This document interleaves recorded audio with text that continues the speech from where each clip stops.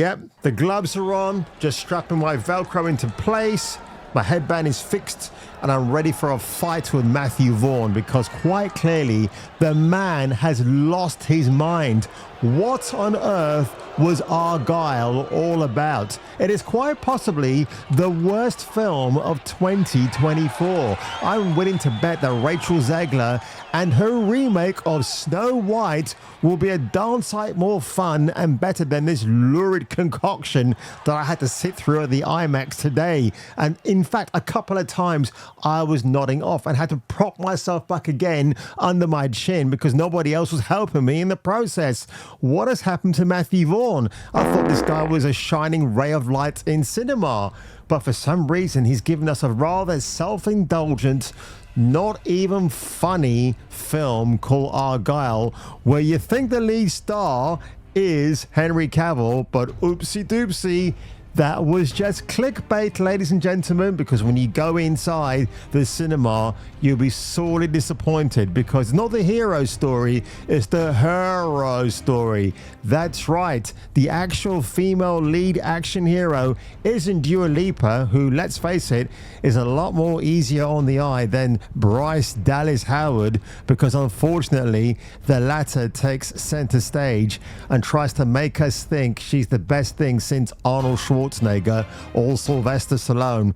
Honestly, with the amount of pies she's been eating in between film assignments, I'm surprised she didn't fall on her big fat ass. If you have a problem, if no one else can help, and if you can find them, maybe you can hire Kung Fu Hot Dog.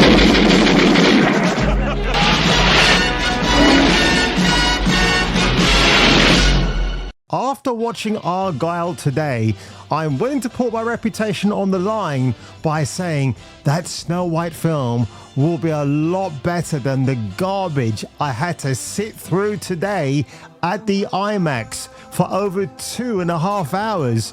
Honestly, this is Matthew Vaughn. This is the guy that gave us The Kingsman, Kick-Ass, to name but a few, and of course, the wonderful Layer Cake.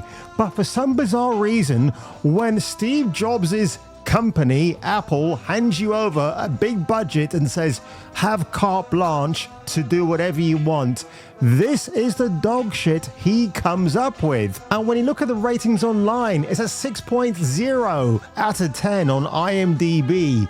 On Rotten Tomatoes, it's a bit of a mixed bag actually. 34% said the critics, 65% said the audience. And it doesn't get any better, folks. Even on Metacritic, what is the score?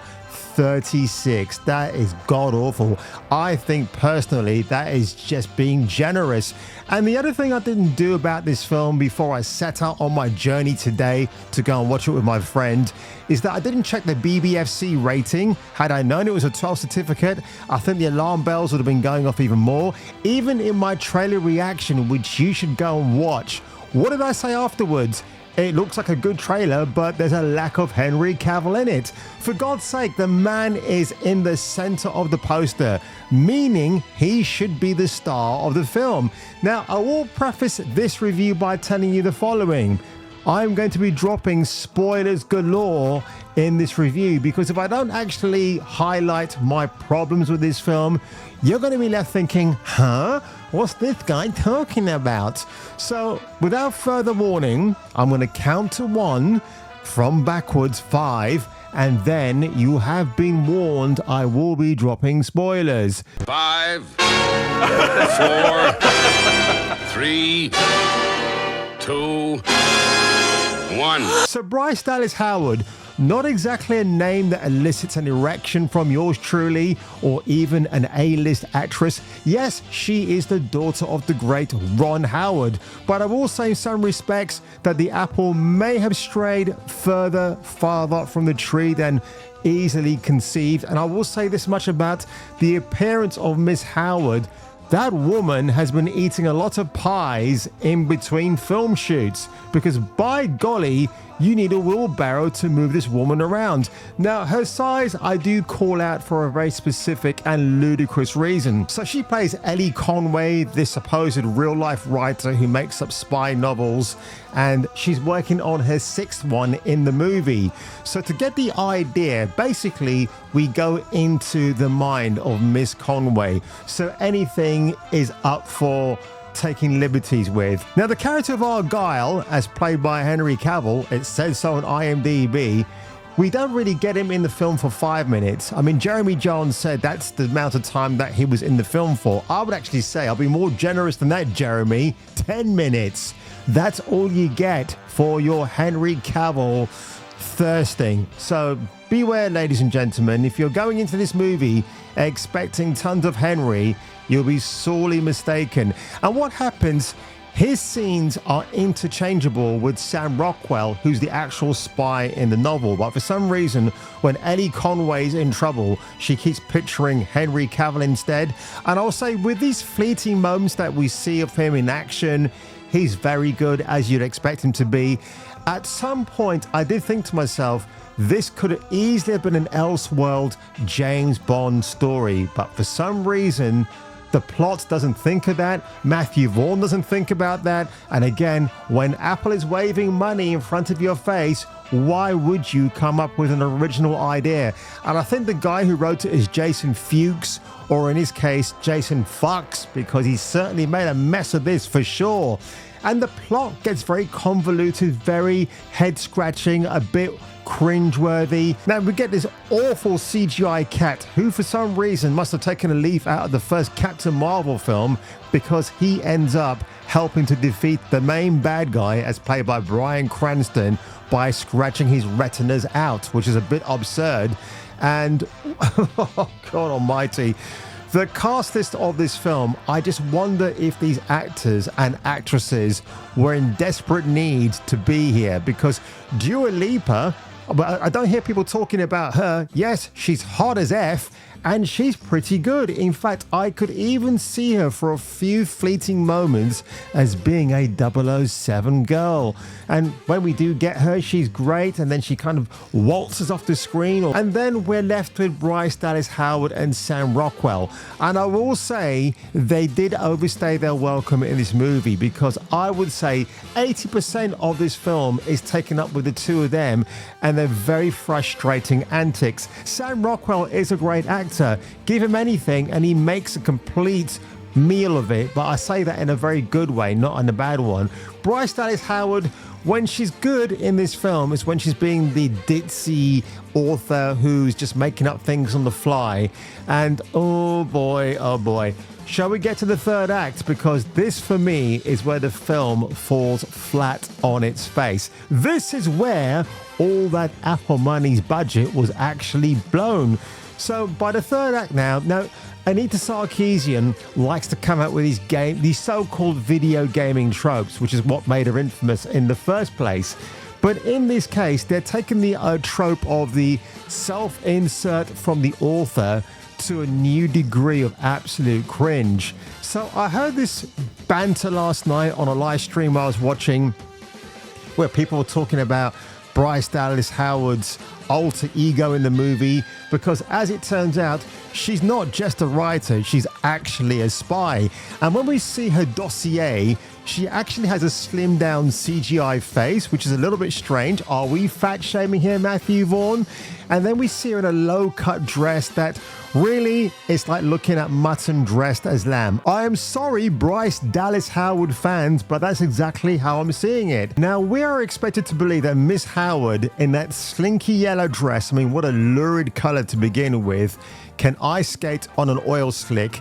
And Chris Stuckman was shouting out these new innovations in stunt work are amazing. But has he not seen the Transporter films? I think it was in the first film where Jason Statham actually fights his opponents on a slick of oil all over the place. Do you remember that? And that was pretty good. I thought for that time that was inventive and very different from what we've seen before.